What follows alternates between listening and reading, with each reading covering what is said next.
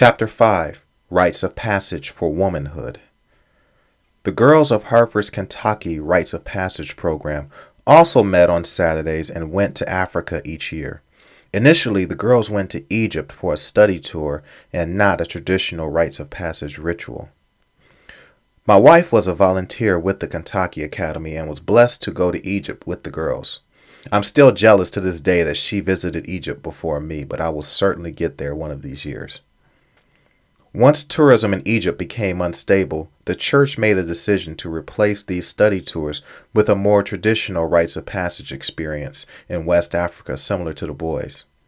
This decision gave me two wonderful opportunities.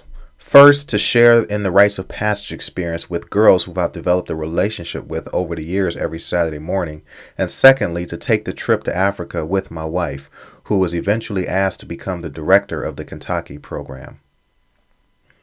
In 2 different years, I made the trip to Africa with both boys and girls.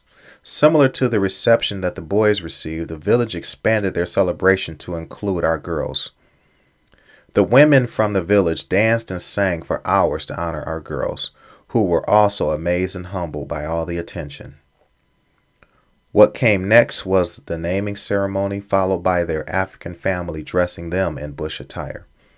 The girls looked beautiful as they marched into the bush for girls located on the other end of the village, far away from where I was with the boys.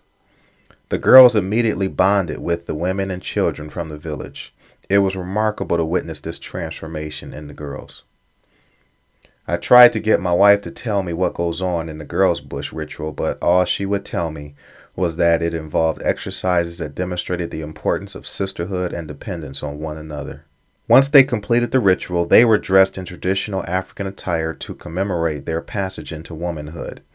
I was reunited with the girls in a joint celebration with the boys and Pastor and Mrs. Adams. We had a big feast to celebrate with the boys and girls.